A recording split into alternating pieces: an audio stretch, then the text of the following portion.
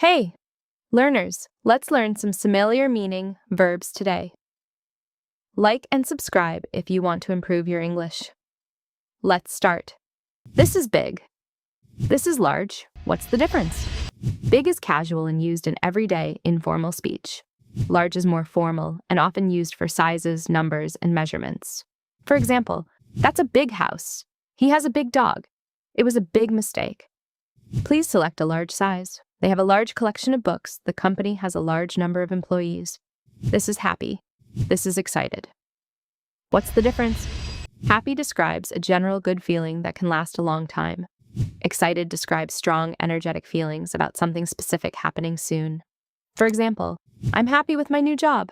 She looked happy all day. We are happy to help you. I'm excited about the trip tomorrow. She was excited to see her friends. He got excited when he heard the news. This is house.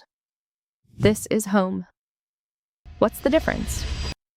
House refers to the physical building.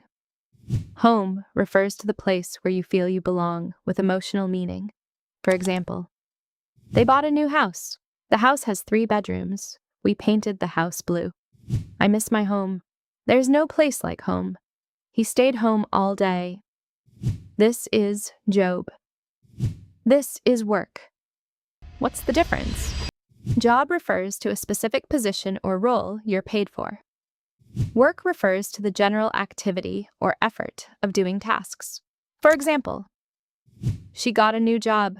He applied for a job at the bank. I have a part-time job. I have a lot of work to do. She goes to work by bus. He is at work right now. This is trip. This is journey. What's the difference? Trip usually refers to a short travel with a clear purpose, often round trip.